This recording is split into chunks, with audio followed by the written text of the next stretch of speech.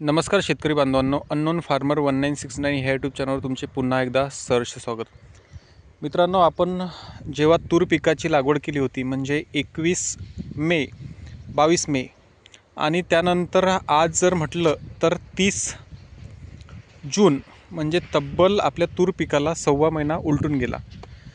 सव्वा महिन्यामध्ये जर तूर पीक म्हटलं तर तुम्ही इकडं बघू शकता की छान पद्धतीने आपलं तूर पीक आहे. आता ह्याच्यामध्ये आपली लागवड कशी आहे, काय आहे ते थोडक्यामध्ये तुम्हाला सांगतो. प्रत्येक व्हिडिओमध्ये आपण सांगितलेलं आहे आणि आपल्याला माहिती आहे की प्रत्येक व्हिडिओ प्रत्येक शेतकरी बघत नाही, त्यामुळे थोडंफार का होईना ह्यामध्ये ते सांगणं गरजेचं आहे. आपण 10.5 फुटावरती 2 तुरीच्या ओळी घेतलेल्या आहेत आणि मागच्या वर्षी आपण ते घेतलेले आहे. सगळे मागचे व्हिडिओ बघून घ्या. तुम्ही चॅनलवर नवीन असाल तर चॅनल सबस्क्राईब करायला विसरू नका, जेणेकरून सगळे व्हिडिओ हे तुमच्या डिस्क्रिप्शन बॉक्समध्ये येतील.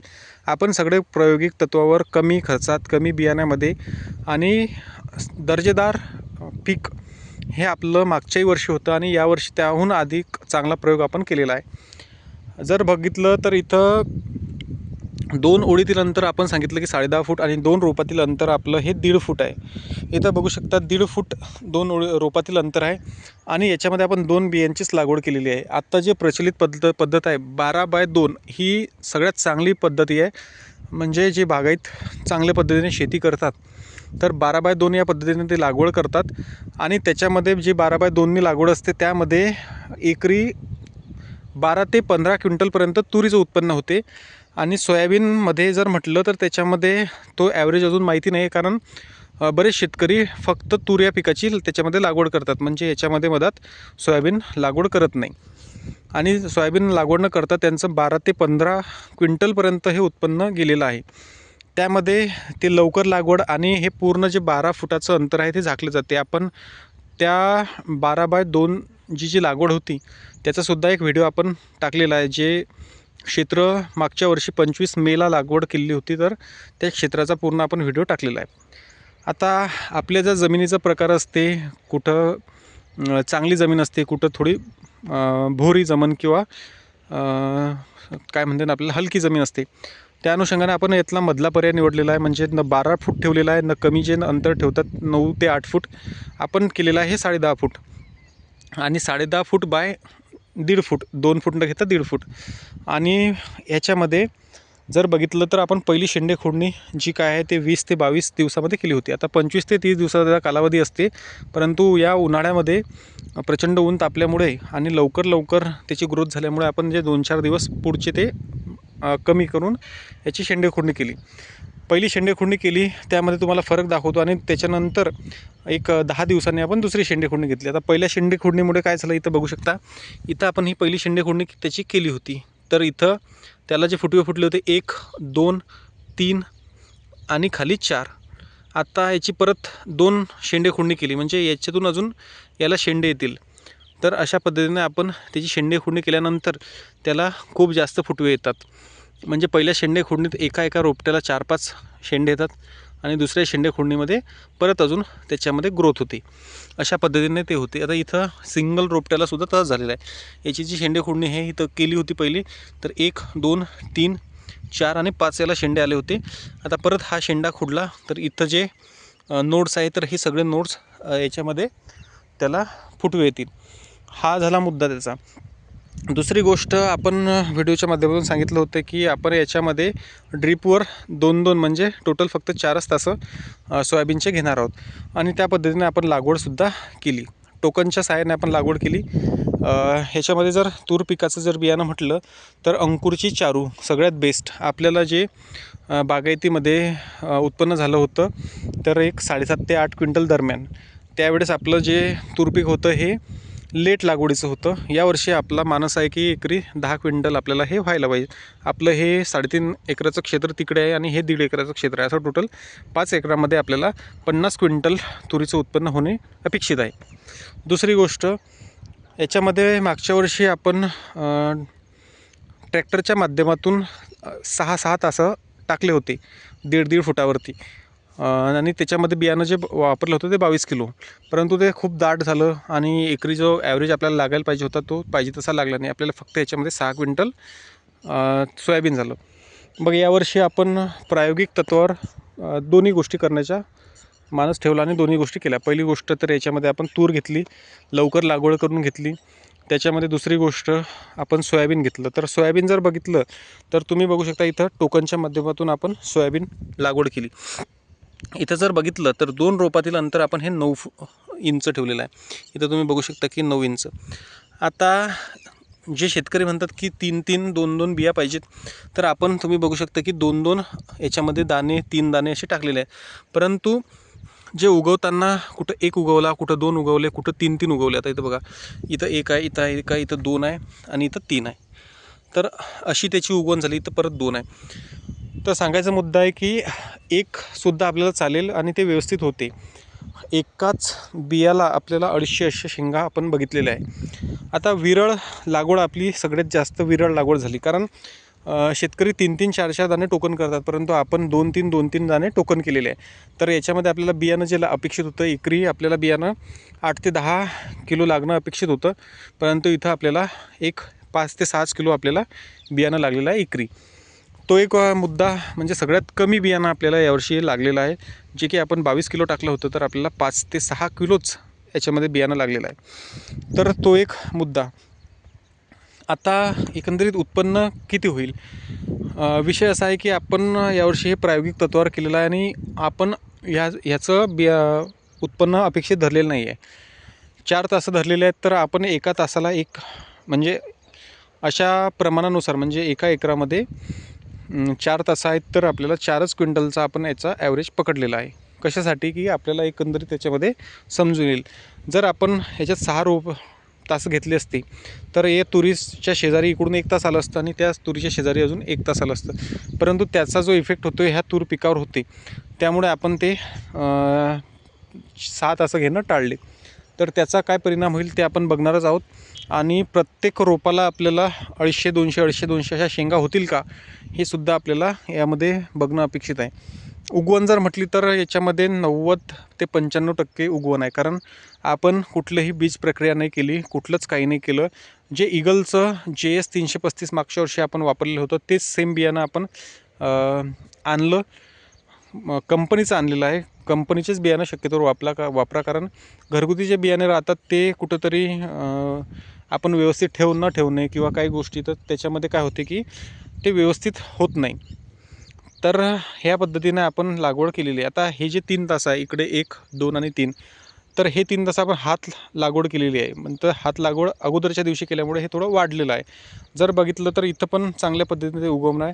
2-2च याच्यामध्ये आपण दाणे टाकलेले होते. आता इथं बघा, 2 दाणे. इथं जे लागवड केली होती तर इथं निघला नाही. इथं परत 2 दाणे, 2 दाणे, 2 दाणे, 1 दाणा. इथं परत काही दाणे निघले नाही, परत 2 दाणे, 2 दाणे असे आहे आणि काही दाणे मागून निघतात. आणि याच्यामध्ये आपल्याला जर प्रमाण कमी वाटलं निघण्याचं, तर आपण याच्यामध्ये तोडेसुद्धा लावू. म्हणजे कुठं जर जिथं निघलं नाही तिथं आपण 1-2 दिवसामध्ये परत फिरून याच्यामध्ये ती लागवड करू. परंतु प्रत्येक ठिकाणी आपल्याला 9 इंचावर आपल्याला त्याचं रोप पाहिजेत. त्या पद्धतीनुसार आपण याच्यामध्ये लागवड ही घेत आहोत. तर असं एकंदरीत आजचं चित्र आहे. दुसरी गोष्ट इकडे जर बघितलं तर तुम्ही इथं बघू शकता की हे टोकनच्या माध्यमातून लागवड आहे. म्हणजे हे 3 तास जे आहे हे आपण हात लागवड केली होती आणि त्यानंतर आपण टोकनची सेटिंग करून टोकनच्या माध्यमातून ही लागवड इकडे केलेली आहे. तर इथं तुम्ही बघू शकता की 2 दाणे, इथं 3 दाणे, इथं 2 दाणे, 2 दाणे इथं निघायचे बाकी आहेत.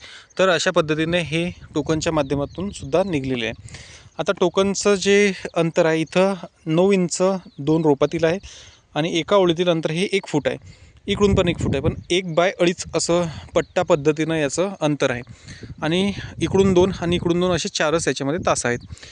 आता आपल्याला माहिती आहे की सोयाबीनची जी वाढ आहे ही कंबरसुद्धा होती, परंतु आपल्याला कंबर न होता आपल्याला टोंग्या याची वाढ झाली पाहिजे. म्हणजे साधारणतः आपल्याला 2 ते 2.5 फूट याची वाढ झाली पाहिजे आणि चांगल्या पद्धतीने त्याचं खोड झालं पाहिजे. म्हणजे ह्या अंगठ्यापेक्षा मजबूत असं त्याचं खोड होणं गरजेचं आहे. त्या अनुषंगाने आपल्याला त्याच्यात खतं व्यवस्थापन, आता आपण लागवडीत याच्यात कुठलंच खत घेतलेलं नाही.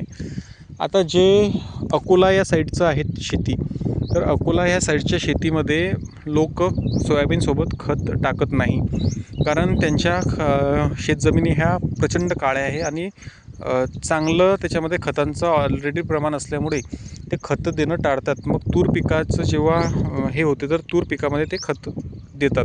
जर त्यांनी खतं टाकलं त्यांचं डायरेक्ट कंबरपर्यंत सोयाबीन वाढते आणि त्यांना कुठलंच उत्पन्न होत नाही. आपली ही जी जमीन आहे ही मध्यम काळी जमीन आहे, 3 फुटाच्या खालती इथं मुरूम आहे. त्यामुळे आपण ह्याच्यामध्ये जशी जशी याची ग्रोथ होईल तर फवाऱ्यांमध्ये आपण याच्यामध्ये खतं घेऊ. त्याचबरोबर जेव्हा आपण ही कोळपणीवर येईल, म्हणजे हे सोयाबीन साधारणतः 15 दिवसाचं 20 दिवसाच्या आसपास होईल, जेव्हा आपण याच्यामध्ये कोळपणी करू, तर कोळपणीच्या आधी आपण ह्या तासासाठी इकडनं आपण असं हे टाकू खत, आणि या तासासाठी इकडनं टाकू, म्हणजे आपण जी कोळपणी होईल तर आजूबाजूला ते खत प्रत्येक ओळीला पसरेल. अशा पद्धतीने यावर्षी आपण त्याचं नियोजन करणार आहोत. पुढं काय काय गोष्टी करायच्या आहे, म्हणजे तण नियंत्रण किंवा सगळ्या पुढच्या शेंडे खुडणी, तुरीला खत, तर त्या सगळ्या गोष्टी आपण याच्यामध्ये टाकणारच आहोत. तर अशा पद्धतीने आपण हे नियोजन केलेलं आहे. तुम्हाला जर हे नियोजन आवडलं तर चॅनल सबस्क्राईब करा. कशा पद्धतीने नियोजन आहे ते सुद्धा तुम्ही कमेंटच्या माध्यमातून सांगा. तुम्ही कशा पद्धतीने लागवड करता ते कमेंटच्या माध्यमातून सांगा. आपल्याला मागच्या वर्षी आपल्याला एकरी लागवडीचा खर्च जो होता 7 एकरासाठी आपल्याला 8,000 रुपये प्रति एकर प्रमाणे आला होता. फक्त लागवडीचा, म्हणजे लागवड ट्रॅक्टरच्या माध्यमातून आणि तूर लागवड. यावर्षी आपल्याला जो खर्च आलेला आहे फक्त एकरी 2,000 रुपये आपल्याला खर्च आलेला आहे. म्हणजे आपण अजून त्यामध्ये खत ॲड करायचं राहिलेलं आहे, म्हणजे 4,000 एकरी होईल तो. तर सांगायचा मुद्दा म्हणजे डायरेक्ट अर्ध्या याच्यामध्ये आपला हा खर्च झालेला आहे. तर जेवढा कमी खर्च करणं आणि चांगल्या पद्धतीने उत्पन्न घेणं हे शेतकऱ्यांना काळाची गरज आहे. कारण सोयाबीन ह्या पिकामध्ये पाहिजे असं उत्पन्न होत नाही आणि उरत पण काही नाही. मागच्या वर्षी सोयाबीनचे जे भाव होते ते साधारणतः 3500 पासून तर 3900 4,000पर्यंतच जेव्हा शेतकऱ्यांना मार्केटमध्ये विक्रीसाठी सोयाबीन आणलं तेव्हा होते, आणि त्याला उत्पन्न एकरी 6 ते 7 क्विंटल झालेलं होतं, जे पारंपरिक पद्धतीने लागवड करतात त्यांच्यासाठी. तर त्यांना काहीच उरत नाही. मग नंतर दुसरं जे पीक घेतो हरभरा किंवा मका, तर ते पेरणीपर्यंत, म्हणजे जे काही 8-9 हजार रुपये एकराप्रमाणे त्यांना राहिले तेच त्यांनी परत पेरणीसाठी वापरले. आणि जे दुसरं पीक मग आलं, समजा जर हरभरा 10 क्विंटल झाला तर त्यातून 8 क्विंटलचेच पैसे, म्हणजे 8-5 40, दोन्ही सीझन मिळून फक्त त्याच्या हातात 35,000 ते 40,000 रुपयेच राहिले. अशा एकंदरीत गोष्टी झाल्या होत्या. तर अपेक्षित आपल्याला असं आहे की तूर पिकामध्ये आपल्याला एकरी 10 क्विंटल उत्पन्न व्हावं आणि सोयाबीनमध्ये आपल्याला एकरी 4 क्विंटल उत्पन्न व्हावं. 4 क्विंटल जे उत्पन्न होईल त्या 4 क्विंटलमध्ये आपलं पूर्ण खर्च लागवडीपासून ते काढणीपर्यंत पूर्ण होऊन जाते आणि तूर पिकाचे पैसे आपल्या हातात राहतात. म्हणजे जर 10 क्विंटल आपल्याला जर तूर झाली तर आपल्याला 80,000 रुपये सरळ 80 ते 85,000 रुपये राहतात, जे की 2 पिकं घेऊनसुद्धा शेतकऱ्याच्या हातात राहत नाही. अशा पद्धतीने हे नियोजन आपण केलेलं आहे. याच्यामध्ये जे आपण वेस्टेज बियाण्याचा खर्च, त्याचबरोबर इतर गोष्टींचा खर्च हा टाळून खतामध्ये चांगल्या पद्धतीने वॉटर सोल्युबल खतं ड्रिपच्या माध्यमातून, परत फवारे आपले चांगले स्ट्रॉंग चांगल्या पद्धतीचे घेणं गरजेचे आहेत. फुटव्यांसाठी आता आपण याच्यामध्ये खत देऊन, याला कोळपणी देऊन चांगल्या पद्धतीने गट पाडून घेणार आहोत आणि त्यानंतर मग ज्या ज्या गोष्टी होतील ते आपण व्हिडिओच्या माध्यमातून टाकणार आहोत. पुन्हा एकदा हा प्रयोग जर तुम्हाला आवडला तर चॅनल सबस्क्राईब करा आणि भरभरून कमेंट करा की कशा पद्धतीने तुम्ही लागवड केलेली आहे, काय केलेलं आहे, तुमचे काय अनुभव आहेत. ह्या सगळ्या गोष्टी तुम्ही कमेंटच्या माध्यमातून सांगा, जेणेकरून आपल्यालासुद्धा ह्या गोष्टी त्याच्यातून कळतील आणि आपल्या काय चुका आहेत किंवा आपण काय चुका केलेल्या आहेत त्यासुद्धा आपल्याला त्यामधून समजून येतील. भेटूया नवीन व्हिडिओ घेऊन, तोपर्यंत धन्यवाद. कमेंटच्या माध्यमातून कळवा. सगळ्यात आधी तुम्ही जर चॅनल सबस्क्राईब केलं नसेल तर सबस्क्राईब करा, कारण सगळे व्हिडिओ मागच्या वर्षी जे आपल्याला प्रायोगिक पद्धतीनुसार एकरी 5 क्विंटल तूर आणि 6 क्विंटल सोयाबीन असं उत्पन्न व्हायचं, तर तूर पिकामध्ये आपण जे 5 क्विंटल उत्पन्न व्हायचं ते आपण 7 ते 7.5पर्यंत गेलो चांगल्या पद्धतीने लागवड केल्यामध्ये, आणि ॲव्हरेज जो काढला म्हणजे पारंपरिक प्लस आपला प्रायोगिक तर तो आपला 6चा लागला होता. यावर्षी आपलं 5 एकर रान प्रायोगिकवरती आहे आणि 2 एकर रान आपलं पारंपरिकवरती आहे. पण पारंपरिकवरून ते प्रायोगिकवर आपण आणलेलं आहे, कारण लेट जरी लागवड आहे तरी आपण जी लागवड केलेली आहे ती अशा पद्धतीने 9 इंचावर एक दाना टोकन तिकडे केलेला आहे. मग त्या गोष्टी मिळून आपल्याला इकडे जो ॲव्हरेज लागायला पाहिजे ते एकरी 10 क्विंटल आणि तिकडे जो लागायला पाहिजे ते एकरी 6 क्विंटल, म्हणजे 12 + 50 62. तर 7 एकरामध्ये 62 म्हणजे 9 5 55 54 63, म्हणजे 9 क्विंटलचा आपल्याला यावर्षी तुरीचा ॲव्हरेज लागायला पाहिजेत आणि 4 क्विंटलचा आपल्याला सोयाबीनचा ॲव्हरेज लागला. सोयाबीनचा ॲव्हरेज का कमी? आपण याच्यामध्ये तूर पिकाचा ॲव्हरेज वाढवण्यासाठी सोयाबीन पिकाचं बलिदान दिलेलं आहे, अशा पद्धतीने तुम्ही म्हणू शकता.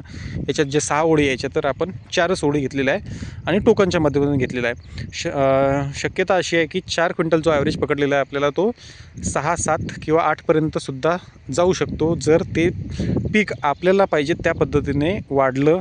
प्रत्येक रोप हे अंगठ्याप्रमाणे झालं आणि प्रत्येक रोपाला जर 150-200 शेंगा झाल्या तर अशा पद्धतीने आपलं हे नियोजन आहे.